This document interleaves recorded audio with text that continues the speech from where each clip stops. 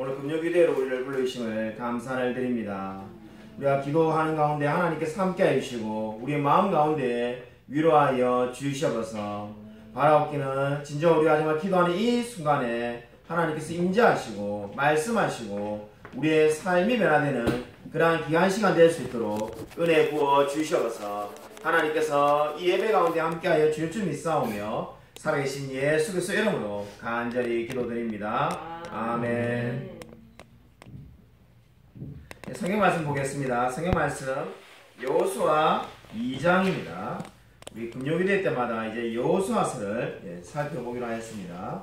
여호수아 2장 9절부터 11절까지입니다. 여호수아 2장 9절부터 11절 구약성경 321면에 있습니다. 구약성경 321면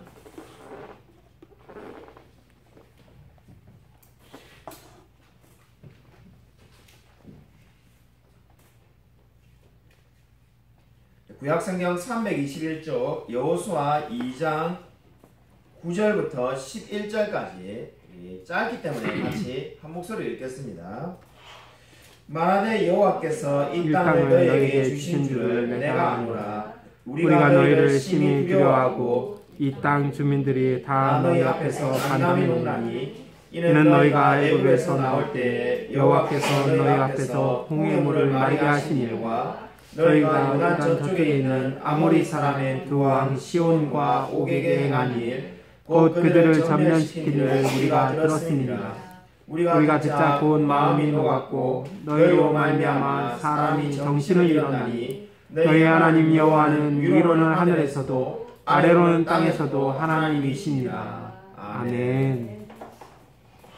지난주에 우리가 살펴봤던 여호수아 1장에서는 하나님께서 약속을 주시면서 두 가지를 확인시켜 주었습니다. 그것이 무엇이었습니까? 하나는 마음을 강하게 하고 담대히 하라는 것이었고 또 하나는 말씀을 순종하라는 것이었습니다. 이제 이야기가 시딤이라는 곳으로 이제 옮겨지게 됩니다. 여러분 여기 여호수아는 시딤이라는 곳에서 두 명의 정탐꾼을 이제 지금 보내기로 합니다. 이 시딤은 어떤 곳입니까? 이스라엘이 바알보올로 인하여 범죄한 장소이기도 하였습니다. 시딤은 아카시아 나무들이라는 뜻을 가지고 있습니다. 여리고에서 동쪽으로 18km 떨어진 곳에 지금 있는 상황입니다. 여기서 보시면 우리가 1절에 우리가 읽지는 않았습니다만은 눈의 아들 여호수아가 시딤에 두 사람의 정탐꾼을 보낸다라고 성경은 말씀하고 있습니다. 이 말씀을 보면은 우리가 어떠한 생각이 듭니까?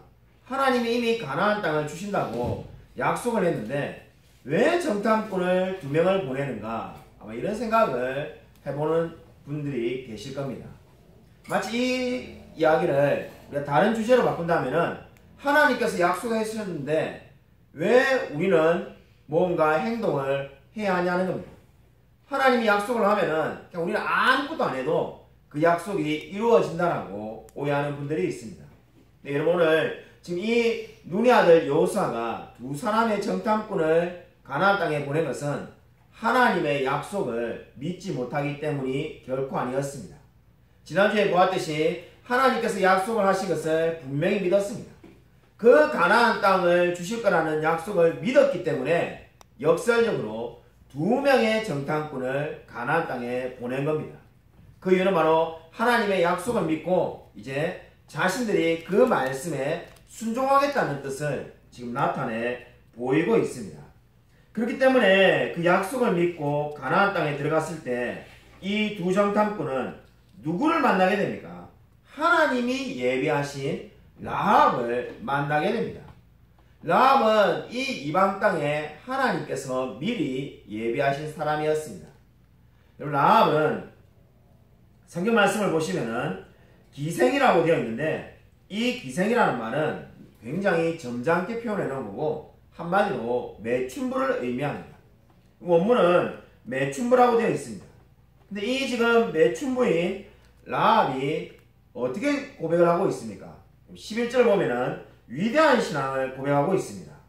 너의 하나님 여호와는 위로는 하늘에서도 아래로는 땅에서도 하나님이시니라. 아멘.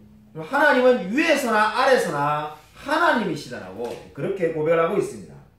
물론 이 고백은 저와 여러분도 할 수 있는 고백입니다. 근데 놀라운 것은 무엇입니까? 이 라합은 이방 땅에 살고 있었다는 겁니다. 가나안은 지금 어떤 땅입니까? 우리가 창세기 9장 25절을 보면은 이 가나안은 이미 그때부터 하나님이 심판하시겠다라고 말씀을 하신 땅이었습니다.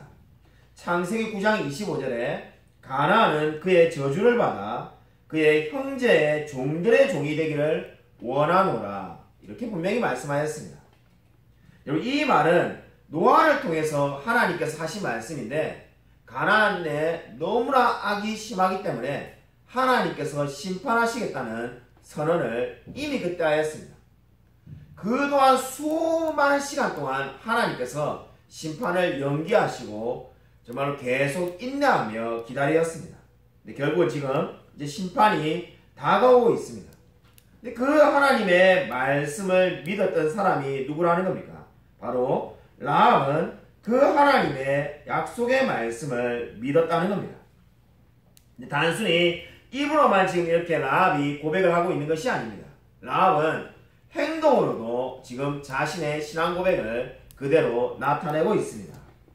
야고보서 2장 25절을 같이 한번 읽겠습니다. 우리 라합에 대한 말씀이 나오는데 우리 프린트물에 다 나와 있습니다. 같이 한 목소리로 한번 읽겠습니다. 프린트물을 참고하시고 야고보서 2장 25절 함께 읽겠습니다. 또 이와 같이 기생 라합이 사제들을 다른 길로 나가게 할 때 행함으로 의롭다 하심을 받은 것이 아니냐. 이 라합은 행함으로 의롭다 하심을 받았다라고 말을 하고 있습니다. 이 말은 믿음으로 의롭다함을 받지 않았다는 말이 아니라 그 믿음대로 행함으로써 하나님께 의롭다 하심을 받았다는 의미가 되겠습니다. 여기서 지금 보시면은 라합이 사자들을 대접했다 이렇게 말하는데 이 사자는 천사를 의미합니다. 라합은 두 명의 정탐꾼을 어떻게 여겼다는 겁니까? 천사로 여겼다는 겁니다. 이 두 명의 정탐꾼을 여리고의 적으로 보지 않았습니다. 지금 이 여리고에 사는 라합의 입장에서는 두 명의 정탐꾼이 적이라고 생각할 수 있는데 그렇게 여기지 않고 하나님이 보낸 사자라고 이해하였습니다. 그렇기 때문에 라합은 이 사자들을 영접함으로써 어떻게 됩니까?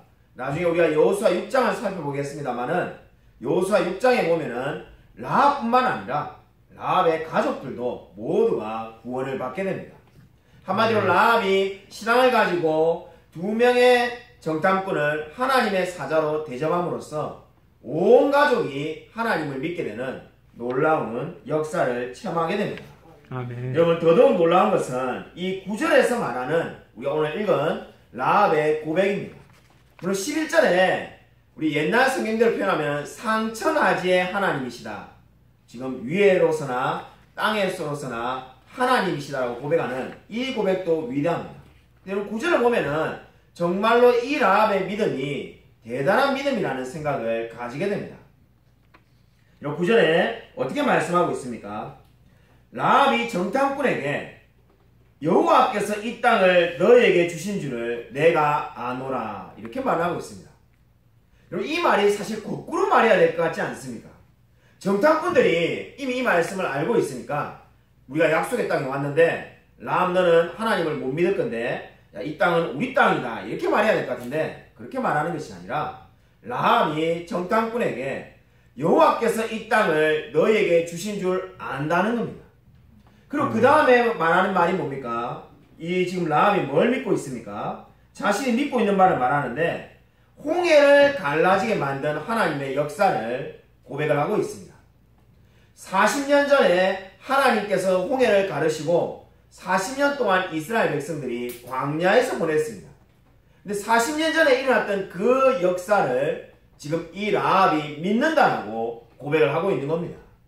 여러분 너무나 대단하지 않습니까? 마치 여러분이 정말 40년 전에 부모님이 믿는 하나님에 대해서 들었는데 그 40년의 세월이 지나고 난 다음에 정말로 그 하나님을 믿는다라고 지금 고백을 하는 것과 마찬가지입니다. 그뿐만 아니라 지금 이 라합은 뭐라고 말을 하는 겁니까? 아모리 사람들에게 두 왕 시온과 옥에게 행한 일을 이야기하고 있습니다.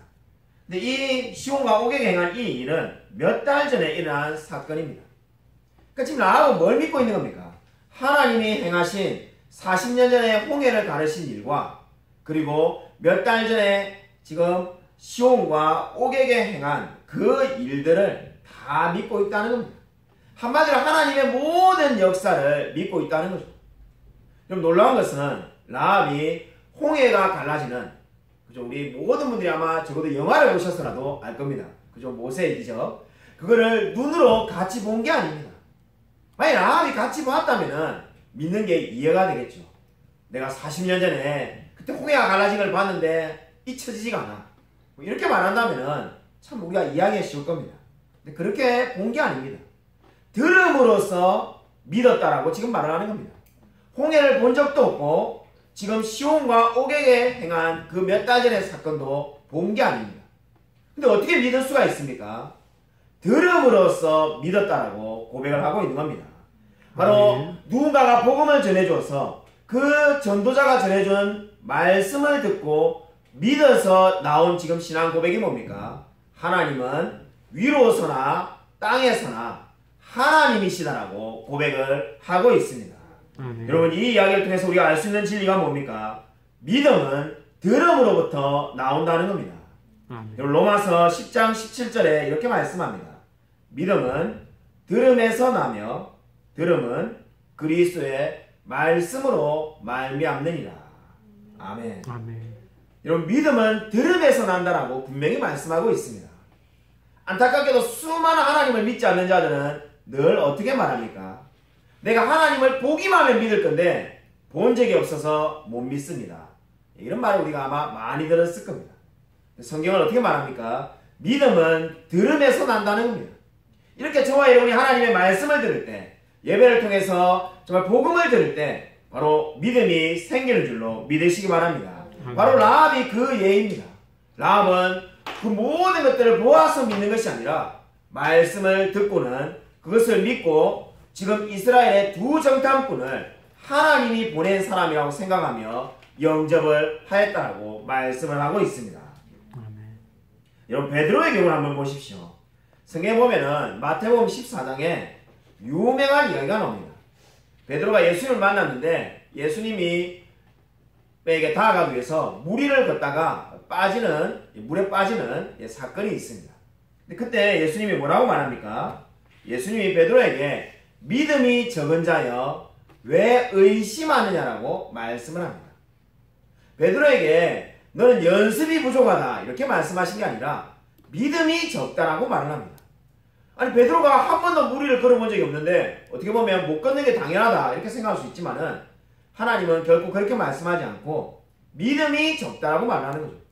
너가 정말로 믿었다면은 이 모든 일을 행할 수 있었다라고 그렇게 말씀을 하고 있습니다. 한마디로 베드로가 부족했던 것이 뭡니까? 말씀을 믿는, 자신이 들었던 말씀을 믿지를 못하였습니다. 근데 여러분, 오늘 라합을 보십시오. 라합은 바로 이 모든 것을 들음으로써 믿었다고 말씀을 하고 있습니다. 저와 여러분도 마찬가지입니다. 믿음은 말씀을 듣는 데서부터 시작되는 겁니다. 저와 여러분이 말씀을 듣는 이 시간이 얼마나 복되고 소중한지 모릅니다. 왜냐하면 믿음은 들음에서 시작되기 때문입니다. 아멘. 예전에 무명의 그리스도인이 쓴 무릎으로 사는 그리스도인이라는 책이 우리 모든 그리스도인들에게 크게 유행했던 적이 있습니다. 아마 이 자리에 앉아있는 성도님들도 읽어보신 분이 많으실 겁니다.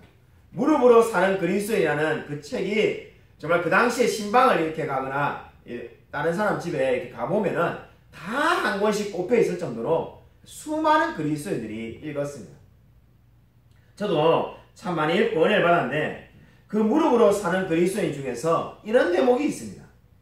많은 그리스도인들이 기도를 하지 못하는 이유는 아마 그들이 기도 응답을 한 번도 체험해 본 적이 없거나 그런 것을 들어본 적이 없기 때문일 것이다.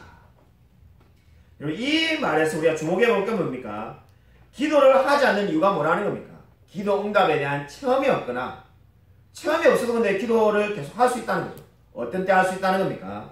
바로 그러한 기도 응답을 받았다는 이야기를 들었다면 할 수 있다고 말을 하고 있습니다. 기도를 하지 않는 사람들은 기도 응답에 대한 체험이 없거나 그러한 체험을 들어본 적이 없기 때문이라고 분명히 말을 하고 있습니다. 여러분 마찬가지입니다. 여러분 믿음은 어떻게 생긴다는 겁니까? 들음으로써 생긴다라고 분명히 말을 하고 있습니다. 내가 모든 것을 다 보고 체험해야만이 믿음이 생기는 게 아닙니다. 말씀을 들을 때 믿음이 생기는 줄로 믿으시기 바랍니다. 아멘. 바로 오늘 라합이 그러한 믿음을 가지고 지금 이 두 정탐꾼을 영접했다고 성경은 분명히 말씀하고 있습니다. 제가 이 수년 전에 개척을 할 때 일입니다. 이 개척을 할 때 이제 여기에 지금 우리 이 상가에 있는 이 건물을 계약을 하고 난 다음에 인테리어를 하려고 할 때였습니다. 인테리어를 하려고 하는데 돈이 없어서 어떻게 할까 고민하고 있었습니다. 왜냐하면 여기를 지금 캐나다에 계신 여기 상가 주인께서 원래 PC방을 하다가 제가 그 당시에 여기 앞에서 문 앞에서 보던 모습이 지금도 기억에 생생한데 너무나 어지러울 정도로 PC방을 하다가 갑자기 캐나다에 이민을 가셔가지고 그분의 표현에 의하면은 캐나다 영주권이 그렇게 빨리 나올 줄 몰랐다더라고요. 그래서 영주권이 너무나 빨리 나오니까 갑자기 이걸 정리도 안 하시고 그러니까 가신 거죠. 그래서 그 동생분이 여기를 계약할 때 뭐라고 말씀하셨냐면은 여기를 다 정리하고 들어올 분을 찾는다고 그렇게 했습니다. 그래서 1년 반 가까이 이게 방치되었다가 들어왔는데 이 철거도 저는 솔직히 철거가 그렇게 비싼지 몰랐습니다. 저는 너무 세상을 그저 뭘 모르고 살아가지고 그 당시에 이렇게 막 파티션도 있고 뭐 컴퓨터만 다 없고 그냥 PC방이라서 여기를 생각하시면 됩니다. 솔직히 이거 철거하는데 한 50만 원이면 하지 않겠는가 이렇게 생각을 하고 있었는데 세상에 이 40평을 철거하는데 이 400만 원이나 달라고 하더라고요.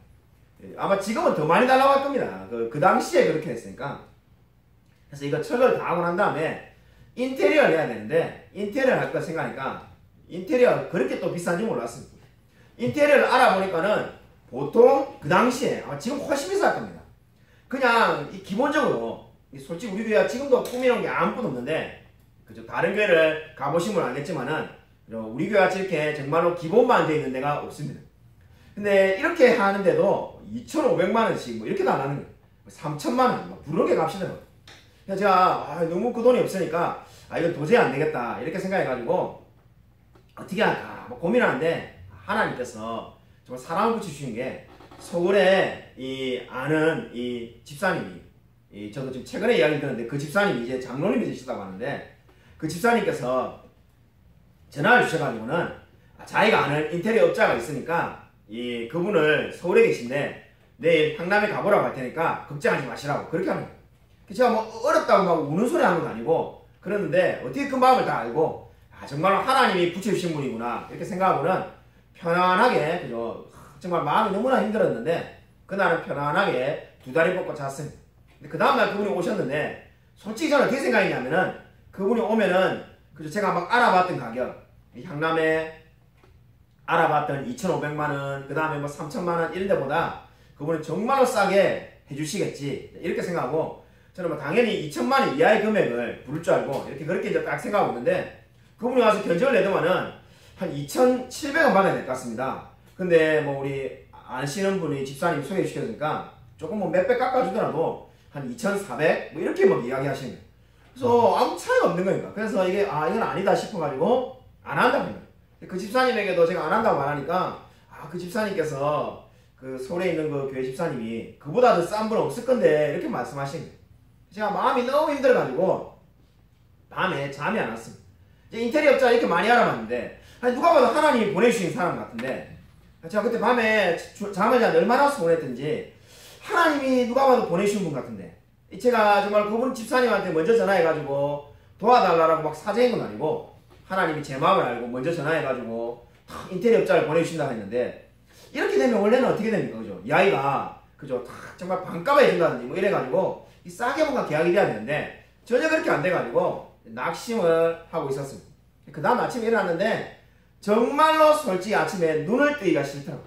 눈을 떠봐야 이제 할 수 있는 것도 없고, 서울에 있는 영광교회에서는 개척한다 해가지고 향남에 왔으니까 너 일이 어떻게 진행되냐고 조만간에 물어볼 건데, 아니 여기 계약을 해나긴 해놨는데 차라리 계약을 안 했으면 몰라도 이게 이제 이거 철거하고 나면 인테리어를 해야 되는데 아무것도 없는 상태에서 예배를 드려야 될 그런 상황 가운데입니다. 그래서 이거 아닌데 그래도 인테리어를 해야 되는데, 그래서 이거 정말 마음이 힘들어가지고 있을 때인데, 제가 지금 여기 왜 우리가 지금 살고 있는 아파트 말고 그 당시에는 행정초등학교 뒤에 빌라에 살고 있었습니다. 그게 방 6칸짜리 빌라에 이제 이사하고 살고 있을 텐데, 거기서 나오니까는 집 바로 앞에 인테리어가 딱 보이는 거예요. 서형 인테리어 지금도 있습니다. 서형 인테리어라고 인테리어가 딱 보이는데 눈에 확 들어오는 거예요. 집 앞에 인테리어가 있네? 이걸 왜 몰랐지? 그래서 근데 이미 사실 가격을 많이 알아봐가지고 들어가봐야 또 똑같지 않겠습니까? 근데 무슨 용기가 들었는지 그게 들어갔습니다. 들어가니까는 이 사람들이 얼마나 많이 와 있는지 이거 완전히 그냥 난리통인 거예요. 나중에 이제 그 이야기를 들어보니까는 그 당시 이지구에 모아 엘가가 이제 입주한다 해가지고, 모아 엘가에 입주하는 그 젊은 세대들이 막 와가지고는 다 집을 들어가기 전부터 뭡니까 뭐 확장 공사하고 뭐 이렇게 고치고 들어갈 거라고 막 정신이 없는 거니까. 정말 제가 놀랬던 게, 아니 인테리어를 줄을 써가지고 상담을 받아가지고 뭐 몇천만 원, 3천이요, 4천 뭐 이렇게 계약을 하고 그러고 계신 거예요. 야, 그래갖고 제가 지금 생각해보면 제가 그 상황에서 아이고 그냥 나는 줄 서지 말자 해가지고 집에 갔어야 말 것 같은데, 아니 교회 출근하는지 무슨 용기가 있어가지고 그게 줄을 서 있다가 제가 이제 이야기를 하게 된 거죠. 그래서 어떻게 오셨냐고 이러길래, 제가 이렇게 상가에서 이렇게 하는데 개척을 하려고 하는데 자초지종을 다 이야기한 거죠. 그분에게 그렇게 말하면서 제가 이렇게 돈이 없는데 싸게 해달라고 제가 이렇게 말했죠. 그 집사님이, 그분이 알고 보니까 집사님이세요. 지금은 이제 그분이 원래 그 당시에 다니던 교회가 지금 없어졌는데, 한남에 여기 그 제가 살았던 집 근처에 있던 교회 집사님이에요. 그게 그 당시 그 교회 재정부장 집사님이신데 그 여자분이에요. 젊은데 재정부장 집사님이셨는데 혹해하고 웃으시더만은, 아니 목사님 젊은데 용기가 대단하면서 무슨 용기로 이렇게 돈이 없는데 이렇게 해달라고 이렇게 말씀하시냐면서 돈이 얼마나 있냐는 거예요. 그래서 제가 아무리 봐도 이 영광교에서 빌려준다는 돈 1,000만 원밖에 없는데요 이러니까, 그러니까 영광교에서 지원해 주신다는 돈 1,000만 원밖에 없다니까 1,000만 원짜리 인테리어는 없고 자기가 정말로 싸게 해가지고 1,500만 원에 그렇게 해줄 테니까는 그렇게 하시죠 이러는 거예요. 그래가지고 제가 얼씨구 해가지고 계약을 한 거예요. 하고 난 다음에 보니까는 정말로 너무너무 잘해 주셨고, 그분도 여기가 이게 정말로 잘 나왔다 생각해가지고, 잘 나왔다 생각하니까 여기 끝나고 난 다음에 사진을 찍어가지고 본인 홈페이지에다가 이렇게 다 올려서 광고도 하더라고요. 그렇게 할 정도로 그때 제가 정말 깨달았던 것이, 정말로 하나님이 거기에 들어가도록 예배하셨구나. 아마 그렇게 하지 않았으면은 인테리어를 못했을 겁니다. 그 집사님 동생이 우리 여기 인테리어 끝나고 난 다음에 사진 찍으러 왔는데, 그 동생분이 뭐라고 말하냐면은, 우리 그 언니가, 그러니까 친언니죠, 친동생이 오셔가지고는 사진 찍을 때 뭐라고 말씀하셨냐면은, 뭔가에 씌여가지고 그렇게 하겠지 정말로 남는 게 없는데 왜 그렇게 하겠는지 모르겠다면서 몇 번을 혼잣말로 이야기를 해가지고 본인도 따져 물었다고. 그럼 도대체 왜 그렇게 해주냐니까, 정말로 자기가 모르겠다면서. 자기가 그렇게 막 싸게 해주는 스타일도 아닌데 그날 정말로 뭐에 씌였는지 정말로 그렇게 싸게 해줘가지고 해줬다는 거예요. 저는 그래서 그거는 이제 이분이 한 표현대로 말한 거고, 저는 하나님이 은혜로 계약을 했다고 믿습니다. 지금도 정말로 그 모든 것이 하나님이 예배하셨다고 믿습니다. 아멘. 여러분 정말로 신앙이 뭡니까? 하나님이 예배하신 것을 믿고 나아가는 겁니다. 아멘. 오늘 이 두 정탐꾼은 하나님의 말씀을 믿고 나아갈 때 어떤 일이 벌어졌습니까? 바로 하나님께서 예비하신 라합을 만나게 되었습니다. 그리고 그 라합을 통해서 놀라운 신앙 고백을 듣게 된 줄로 믿으시기 바랍니다. 아멘. 오늘 두 번째는 이 라합의 믿음의 의미가 되겠습니다. 여러분, 이 라합은 이 믿음을 가지고 있다는 것이, 라합이 믿음을 가지고 있다는 것이 오늘날 우리에게 어떠한 의미가 있겠습니까? 라합은 한마디로 당시에 하나님의 심판 아래 살고 있었던 곳에서 살았습니다. 근데 그 라합은 당시에 여리고에 있는 수많은 백성들처럼 그냥 하나님을 외면하고 산 것이 아니라 바로 그가 말씀을 들었던 진리를 믿고 하나님을 의지하며 살았습니다. 이것이 저와 여러분에게 무엇을 보여줍니까?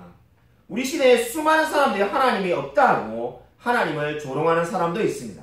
그러나 세상에 아무리 악해도 하나님을 믿고 신실하게 살아가야 됨을 라합은 보여주고 있습니다.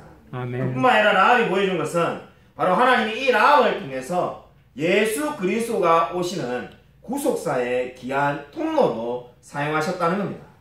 여러분, 이 라합은 결국 누구랑 결혼을 합니까? 이 유다 지파의 살몬과 결혼을 합니다. 그리고 바로 이 룻기에 나오는 룻의 남편인 보아스의 어머니가 됩니다. 그래서 어떻게 됩니까? 결국 다윗의 이 조상이 되게 됩니다. 한마디로 라합을 통해서 그리스도가 오시게 되는 그 통로가 되는 겁니다. 그리고 이것을 한번 보십시오. 라합은 이방인이었고 그리고 정말로 매춘부였습니다. 저 신앙을 생활하기에 너무나 어려운 환경 가운데 있었지만은 그 모든 것을 뛰어넘고 말씀을 믿음으로써 놀라운 믿음의 조상이 되었다고 성경은 말씀하고 있습니다. 그럼 저와 여러분도 마찬가지입니다. 진정으로 우리의 환경과 우리의 여러 가지 조건들이 결코 저와 여러분이 하나님을 믿는데 걸림돌이 될 수가 없습니다. 여러분 진정으로 하나님을 의지하시길 바랍니다. 그리고 이 시대에도 정말로 하나님만 믿고 의지하며 살아가는 사람에게 하나님께서 반드시 함께할 줄로 믿으시기 바랍니다. 여러분 필립 도드리지라는 유명한 분이 있습니다. 제가 좋아하는 분인데 이 수백 년 전에 살았던 분입니다. 그분이 한 쓴 글을 제가 프린트물에 옮겨 놓았습니다. 제가 한번 길지만은 읽어드리겠습니다. 프린트물을 참고하십시오. 은혜 그것은 내게 귀에 들리는 매혹적인 소리로다. 하늘에 메아리 치고 온 땅에 들리로다. 은혜는 방황적인 인간을 구원하시며 처음으로 마련한 길이로다. 발걸음마다 놀라운 계획이 마련된 은혜가 나타나도다. 은혜는 방황하는 내 발길을 천국 가는 길로 걸어가도록 가르쳐 주도다. 하나님께 순종하는 동안 매 순간마다 새롭게 공급하시도다. 은혜의 모든 일은 영원히 멸류관을 쓰리로다. 최고의 도를 하늘에 두어 찬양하리로다. 아멘. 여러분 이 말이 무엇을 의미합니까? 한마디로 모든 것이 은혜라고 말을 하고 있습니다. 오늘 성경에 나오는 정말 라합이 하나님을 만난 것도 은혜이고 두 정탐꾼을 대접한 것도 은혜이고 모든 것이 은혜입니다. 인생은 은혜로 사는 것임을 믿으시기 바랍니다. 아멘. 오늘 우리 모금원 집사님의 모친 우리 박경숙 권사님의 장례식을 이제 다 치러드리고 오늘 왔습니다. 이 장례식을 치르는데 우리 이경희 장로님하고 이런저런 이야기를 우리 화장하는 동안에 시간이 많으니까 많은 이야기를 하다가 참 은혜 받는 부분이 있었습니다. 우리 녹음을 하고 있기 때문에 녹화를 하고 있으니까 제가 실명을 거론하지 않겠습니다만은 지금 우리 교회 집사님이 되셨는데 그 집사님이 새가족 공부 받을 때를 갑자기 우리 이경희 장로님께서 생각이 나셨나 봅니다. 그러면서 뭐라고 말씀하시냐면은 정말로 신앙이 하나도 없으시더라 이렇게 말하는 거예요. 그래서 제가 뭐 어느 정도였습니까 이러니까 우리 전도 폭발에 유명한 질문이 있지 않습니까? 오늘 죽으면은 천국에 갈 것을 믿습니까? 라는 질문을 했다는 거죠. 신앙이 있는지 없는지 알아보시기 위해서. 보통 보면은 그렇게 말하면은 이 예수를 믿기 전이니까 우리 그 집사님께서 저는 못 갑니다 이렇게 보통 이야기를 한다는 거죠. 19은 제가 감히 어떻게 가겠습니까? 이렇게 말을 하는데 그 집사님께서 당시 집사님이 아니죠. 자기는 갈 수 있다 이렇게 대답을 했다는 거죠. 우리 장로님 놀래가지고 어떻게 갑니까 이러니까 저는 별로 나쁜 짓 하지 않고 살았어요. 자 이렇게 말씀하셨다는 거죠. 나는 착한 일 많이 했으니까 나는 천국 갈 거다 이렇게 말씀하셨다는 거죠. 그래서 장로님께서 우리가 잘 아는 것처럼 착하다고 천국 가시는 게 아니라 예수님을 믿고 영접을 해야만이 간다라고 알려주셨다는 거죠. 제가 그 이야기를 듣고 정말 깜짝 놀랐고 한편 은혜를 받았던 게 정말로 신앙에 아무것도 모르시던 그분이 지금은 상상도 할 수 없는 이야기인데 너무나 신앙이 좋고 훌륭한 믿음의 사람이 되었는데 정말로 그 당시에는 정말로 아무것도 없었구나 라는 생각을 하게 되었습니다. 그걸 생각하면서 무엇을 하게 되었냐면은 정말로 아무것도 없는 사람도 하나님을 만나면 하나님께서 믿음의 사람으로 만들어 주신다는 겁니다. 여러분 오늘 바로 라합이 그런 사람이지 않습니까? 그리고 저와 여러분도 그러한 사람입니다. 우리가 뭔가 많은 것을 가졌기 때문에, 우리가 뭔가 대단한 사람이기 때문에 믿음의 사람이 된 것이 결코 아닙니다. 우리는 아무것도 없었고 아무것도 몰랐고 심지어 우리는 악한 사람이었지만 하나님을 만나서 변화된 줄로 믿으시기 바랍니다. 아멘. 오늘 장례식에 아무래도 갔다 왔다 보니까 하루 종일 계속 우리 모금원 집사님이 그 어머니 뭡니까 그 화장한 그것을 이렇게 뿌리는데, 우리 유택공원에서 뿌리는데 계속 우신 모습이 오늘 생각이 참 많이 났습니다. 오늘 하루 종일 오늘 갔다 와서 오후 시간에 말씀을 준비하는 동안에 우리 모건 집사님이 계속 우시면서 그 어머니의 유골을 뿌리는 모습이 계속 생각이 났습니다. 생각이 나다 보니까는 제가 한 분이 떠올랐는데, 제가 서울에 영광교회 있을 때 안양에 이 요양병원에 6개월에 한 번씩 늘 내려와서 신방을 했던 분이 있습니다. 그분은 사실 제가 알지 못하는 분이었는데 영광교회 이미 부임을 하니까 쓰러지셔가지고 이 수년째 그냥 요양병원에 누워 계신 거예요. 제가 제일 처음에 그 신방 전도사님과 같이 불광동에서 안양에 그 요양병원에 신방을 갔을 때만 해도 정말로 연세 드셨는데 곱게 이렇게 늙으셨고 날씬하신 분이었는데 6개월에 한 번씩 신방을 갈 때마다 계속 사람이 붙는 거죠. 나중에는 정말 제일 처음에 보셨던 모습이 하나도 남아있을지 않을 정도로 몇 년이 지나니까 사람이 이렇게 거대하게 부었어요. 왜냐하면 침대에만 계속 누워 계시니까요. 아무것도 할 수 없는데 우리가 흔히 말하는 호흡기를 꽂아가지고 계속 삶을 연명하고 계셨습니다. 마지막으로 갔을 때가 제가 잊혀지지가 않는데, 마지막으로 갔을 때 얼마나 오랫동안 가족들이나 친척들이 안 찾아왔으면은 이 새롭게 온 간호사가 제가 아들인 줄 알고 막 여러 가지 이렇게 자기들 이렇게 하는데 힘든 점을 이야기를 하는 거예요. 제가 그걸 다 듣고 난 다음에 이제 물론 마지막에 제가 아들은 아닙니다, 제가 이렇게 말하니까 깜짝 놀라시는 거예요. 그러니까 아무도 안 찾아오는 거예요. 수년이 지나니까 이제 다 잊혀가지고 찾아오는 사람이 아무도 없는데, 제가 그 이제 가가지고 제가 개최가 되니까 그게 결국 마지막 제가 이렇게 신방 예배가 됐어요. 그래서 말씀을 전하고 같이 이렇게 기도하는데, 제가 그때 정말 우리가 흔히 이렇게 말하지 않습니까? 사람이, 물론 그분이 돌아가시지 않았습니다만은 죽어도 기는 살아있다는 말을 아마 여러분도 들어보았을 겁니다. 그 생각이 저 그때 꼭 들었던 것이, 제가 기도를 하고 있다가 그때 왜 그랬는지 모르겠습니다만은 눈을 떠서 한번 보게 되었는데, 그 권사님이 한마디도 할 수 없고 움직일 수도 없는 분이 눈을 계속 깜빡깜빡거리시면서 들으시는 것을 보게 되었습니다. 본인은 의사를 나타내고 싶은 거죠. 이 권사님 꼭 하나님께서 낫게 해주시고, 만약 그러하지 않으시면은 꼭 하나님 편에 천국에 가게 해달라고 기도를 하니까는 눈을 계속 깜빡거리시면서 이렇게 들으시면서 하시는 거예요. 그게 그때 제가 깨달았던 것이, 이분이 정말 하나님을 믿는 분이고 하나님을 믿기 때문에 어떻게 하니 자신이 잘 듣고 있고 아멘이라고 지금 대답을 하구나라는 생각을 하게 되었습니다. 그것이 바로 뭐겠습니까? 믿는 자의 모습입니다. 오늘 라합은 정말로 믿음이 뭔지를 저와 여러분에게 보여주고 있습니다. 믿음이 뭡니까? 보지 않고 들음으로써 믿는 겁니다.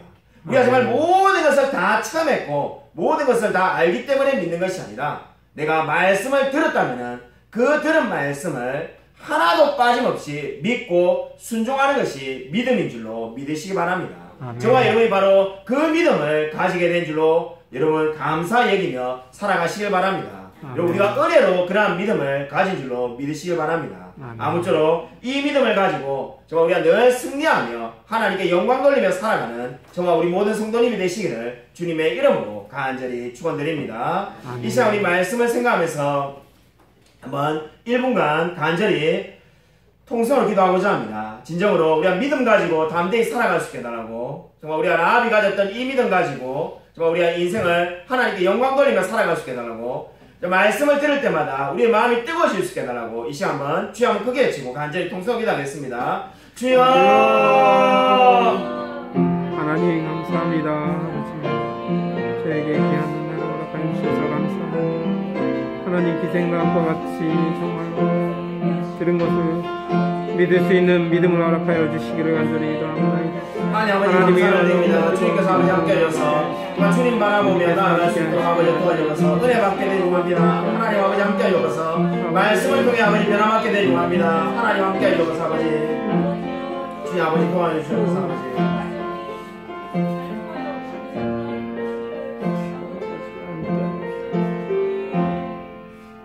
하나님 아버지 감사를 드립니다.